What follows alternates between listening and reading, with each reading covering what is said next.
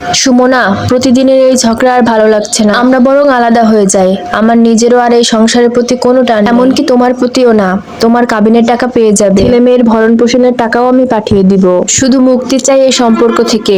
দম বন্ধ লাগে এই সংসারে। অফিস থেকে ফিরেই জহির এই কথাগুলো বলল। রিতাকে বিয়ে করেছো নাকি করবে? ম্লান হেসে জিজ্ঞেস করলো সুমনা। বিয়ে করিনি, কিন্তু পরের মাসে করব, নির্বিকার ভাবে উত্তর দিল জহির। তাহলে তো ভালোই। যাই হোক, তোমার আর তোমার হবু স্ত্রীর জন্য শুভকামনা রইল। কিন্তু জানো তো জহির, আমার জীবনের প্রথম আর একমাত্র পুরুষই তুমি। বিয়ের আগে নিজেই নিজেকে কথা দিয়েছিলাম যে তুমি ব্যতীত আমার জীবনে অন্য কোনো পুরুষ আসবে না। তাই আমি তোমাকে ডিভোর্স দিতে পারবো না। মনে করো না তোমাকে আমি বিয়েতে বাধা দিব। একদমই না। আমি তোমাকে জোর করে আটকে রাখতে চাই না। যে পাখি আগেই নিজের নির ছেড়ে উড়ে গেছে, তাকে আর জোর করব কি করে? কিন্তু তুমি আমার সন্তানদের পিতা। আমি চাই না তারা তাদের বাবার থেকে আলাদা হোক। যেহেতু এই বাসাটা আমার হাতে সাজানো, এই সংসারটা আমার হাতে গড়া, আর এখানে আমাদের সন্তানদের বেড়ে ওঠা, তাই আমি অনুরোধ করব তুমি তোমার নতুন বউকে নিয়ে নতুন বাসায় ভাড়া থাকো। আর আমাদের ভরণ পোষণের দায়িত্ব নেওয়ারও দরকার নেই, এখানে আসারও দরকার নেই। সন্তানদের দেখতে মন চাইলে এসো, বাধা দিব না। তোমার জীবনে আমি কখনোই বাধা হয়ে থাকবো না। তুমি নিজের মতো ভালো থেকো তোমার নতুন মানুষটির কাছে, কিন্তু আমার কাছে ডিভোর্সের আশা করো না। এটা আমি তোমাকে দিতে পারবো না। এই কথা বলে সুমনা গেস্ট রুমে চলে গেল। আজকাল আর সুমনা বেডরুমে ঘুমায় না। জহিরও বাসায় খুব একটা থাকে না। তার রাত কাটে বেশিরভাগ সময় রিতার বাসায়। মাঝে মাঝে জহির যখন আসে তখন একাই বেডরুমে ঘুমায়। সুমনার কথায় তবদা খেল জহির। 12 বছরের সম্পর্ক তাদের। কত ভালো খারাপ পরিস্থিতি একসাথে পার করেছে তার হিসেব নেই। দুটো সন্তানও আছে তাদের। ভালোবাসার কোনো কমতি ছিল না। কিন্তু 3 বছর আগে কিভাবে যেন জহির তার সিনিয়র কলিগ রিতার মায়ায় আটকে গেল। প্রথমে নিজেকে আটকানোর চেষ্টা করেছে, কিন্তু পারেনি। রিতার মোহে এমন ভাবে ফেসে গেল সুমনাকে তখন আর ভালো লাগতো না। সুমনার সবকিছুই বিরক্তিকর মনে হতো। প্রথম প্রথম জহির আর রিতা অন্য সব কলিগের মতোই ছিল। ধীরে ধীরে তাদের মাঝে বন্ধুত্বের সৃষ্টি হয়। তারপরে রিতার বিভিন্ন সমস্যায় জহিরকে মানসিকভাবে সাপোর্ট দিত। অন্যদিকে রিতাও জহিরকে মানসিকভাবে সাপোর্ট দিত। সুমনার সংসার বাচ্চা নিয়ে ব্যস্ত থাকায় জহির রিতার দিকে আরো ঝুঁকে পড়ে। কমফোর্ট জোন তৈরি হয়, মানসিক নির্ভরতা তৈরি হয়। বিষয়টা এমন হয়ে দাঁড়ায় যে রিতার সাথে কথা না বললে জহিরের দম বন্ধ হয়ে যেত। মানসিক নির্ভরতার জায়গা থেকে তারা আরো কাছাকাছি আসে। এরপরে নিজেদের সীমা ভুলে ইন্টিমেট হয়। তবে একবারও মনে পড়েনি তার স্ত্রীর কথা, যে কিনা তার সবটুকু দিয়ে তার সংসার সামলাচ্ছে, তাদের বাচ্চাদেরকে লালন পালন করছে। এই সংসারটা গোছাতে গিয়ে নিজের স্বপ্ন, নিজের রূপ, ক্যারিয়ার সবকিছুই বিসর্জন দিয়েছিল। জহির যখন অন্য বিছানায় আনন্দ করছিল, সেই সময় সুমনা বাচ্চাদেরকে পড়াতে আর স্বামীর পছন্দের রান্না করতে ব্যস্ত ছিল। এর পরিবর্তনগুলো অবশ্য সুমনার চোখে আগেই পড়েছিল। কম ঝগড়া হয়নি এসব নিয়ে। রাতের পর রাত সুমনা কান্না করত, কিন্তু তার এসবে বিরক্ত লাগতো। তার কাছে তার মানসিক শান্তির জায়গা ছিল রিতা। ধীরে ধীরে রিতার সাথে সম্পর্ক গভীর হতে লাগলো। তারপরে শুরু হলো বিদেশ ভ্রমণ। বাসায় যে বাচ্চা কাচ্চা আছে সেসব সে ভুলে গেল। রিতার চিকন ফিগার, সুন্দর চেহারা, মন ভোলানো কথা, সবকিছুতেই যেন পাকাপাকি ভাবে আটকে গেল জহির। সুমনাকে আর যোগ্যই মনে হতো না। সুমনা অনেক চেষ্টা করেছে জহিরকে ফিরিয়ে আনার, কিন্তু ব্যর্থ হয়েছে। জহিরের কাছে সুখ মানেই রিতা। রিতাকে ছাড়া তার ইদানিং নিঃশ্বাস নিতেও কষ্ট হয়।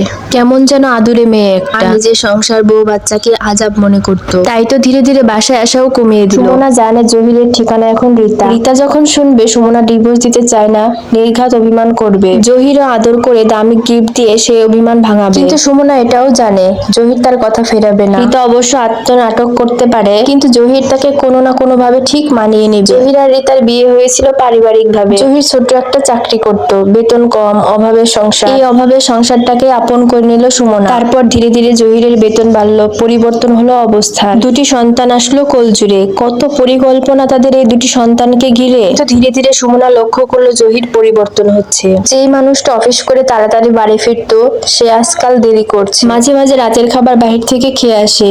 যেই মানুষটা বাচ্চাদের মুখ না দেখলে ঘুমাতে পারতো না, সেই মানুষটাই দিব্যি 1 সপ্তাহ বাচ্চাদের মুখ না দেখেই কাটিয়ে দেয়। তারপর ধীরে ধীরে অফিসের ট্যুরের নামে শুরু হলো জহিরের বাহিরে রাত কাটানো। 1 সপ্তাহ 2 সপ্তাহ করে সে গায়েব থাকতো। এমনকি সুমনা জহিরের মাঝে স্বাভাবিক স্বামী স্ত্রীর সম্পর্কটাও আর ছিল না। বাসায় এসে জহির হয়তো ঘুমিয়ে পড়তো, আর না হয় মোবাইল টিপতো। এরপরে হঠাৎ একদিন সুমনা জহিরের ফোনটা হাতে নেয়। এরপরে খুব ভালোভাবেই বুঝে যায় তাদের মধ্যে তৃতীয় ব্যক্তি এসে পড়েছে। এমনকি রিতা জহিরের কাছে সুমনা আর জহিরের দাম্পত্য জীবনের জবাবদিহিতাও চাইতো। তার মেসেজ এমন ছিল, তুমি কি আজ সুমনার সাথে কোনো রকম সম্পর্ক করেছো? শোনো জহির, তুমি যদি ওকে স্পর্শ করো আমি কিন্তু করব। তোমাকে কারো সাথেই সহ্য করতে পারি না।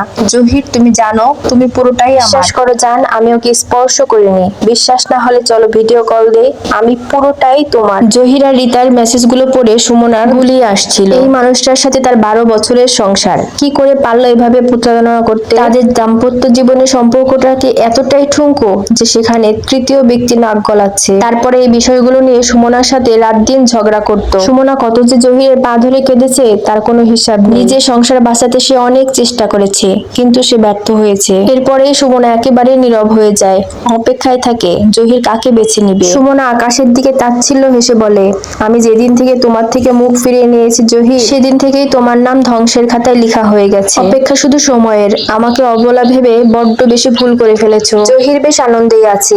থাইল্যান্ডে 2 সপ্তাহ হানিমুন করে আজ ফিরলো। এখন নতুন করে জীবনটাকে উপভোগ করছে। রিতার বেড পারফরমেন্সও অনেক ভালো। সুমনার মাঝে এই জিনিসটাই ছিল না, একদম প্রাণহীন মানুষের মতো। যে জীবনের এতটা বছর সুমনার মতো একটা বোরিং প্রাণহীন মানুষের সাথে কাটিয়েছে, এটা ভাবতে মুখ কুঁচকালো জহির। রিতা তার জীবনে আসার পরে পৃথিবীর শ্রেষ্ঠ মানুষ হিসেবে তাকে মনে করে। শুধু সুখ আর সুখ, আর সেই সুখের মূল রহস্যই হচ্ছে রিতা। এদিকে নতুন বিয়ের পরে একটি বারের জন্যও সে সুমনাকে কল দেয়নি, বাচ্চাদের খবরও নেয়নি, এমনকি সে সুমনাকে সংসার খরচের টাকাও দেয়নি। এই যে বাজার খরচ, বাচ্চাদের স্কুল টিউশনির ফি, এসব সুমনা কিভাবে দিবে একটি বারের জন্যও তা ভাবেনি। সে শুধু ব্যস্ত তার দ্বিতীয় স্ত্রী নিয়ে। লোকে বলে না, পুরুষ তার দ্বিতীয় স্ত্রীকে অনেক বেশি যত্নে রাখে। দ্বিতীয় স্ত্রী পুরুষের আসল শখের নারী, কথাটা যেন জহির নিজেই প্রমাণ করে দিল। না হলে যেই সুমনা তার শূন্য পকেটে পাশে ছিল, সেই সুমনাকেই সে ছুঁড়ে ফেলে দিল। এই জন্যই হয়তো মেয়েরা আজকাল এর জন্য প্রতিষ্ঠিত পুরুষ খুঁজে, কারণ তারা জানে ছেলেরা প্রতিষ্ঠিত হওয়ার পর প্রথম স্ত্রীকে আর নিজের যোগ্য মনে করে না। অবশ্য যারা সঠিক পুরুষ, আসল পুরুষ, তারা এমন না। এভাবে ওই প্রতারককে ছেড়ে দিচ্ছে সুমনা।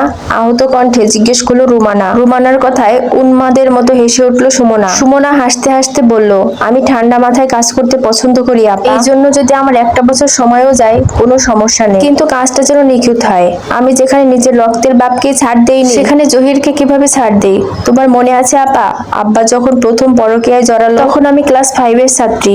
যে আব্বার চোখের মনে ছিলাম আমরা 2 বোন, সেই আব্বাই একদিন হুট করে অচেনা হয়ে গেল। বাসায় ঠিক মতো আসতো না, কথায় কথায় আম্মার গায়ে হাত তুলতো, আরো কত কি। ক্লাস 7 এ থাকতে একদিন লোক মুখে জানতে পারলাম আব্বা নাকি পাশের গ্রামে শিউলি নামের একটি মেয়েকে বিয়ে করবে। দ্বিতীয় বিয়ে না করতে আব্বা যেখানে আমাদেরকে এত অবহেলা করত, তৃতীয় বিয়ে করার পরে যে আমাদের থেকে ফিরেও তাকাবে না, সে আমার ঢের জানা ছিল। তাই আমি আর মা মিলে আব্বার সাথে কি করেছিলাম মনে আছে না? আব্বা সারা জীবনের জন্য হাঁটার ক্ষমতা হারিয়ে ফেলেছিল, তাই তো আর দ্বিতীয় বিয়ে করা হয়নি। কারণ কোনো মেয়েই তার স্বামীর গুমুত পরিষ্কার করার জন্য রাজি ছিল না। এরপর মা তার ব্যবসা নিজের হাতে নিয়ে নিল। যতদিন আব্বা বেঁচে ছিল ততদিনই দুনিয়াতে নরক যন্ত্রণা সহ্য করিয়েছিল। তুমি তো তখন তোমার স্বামীর বাসায়,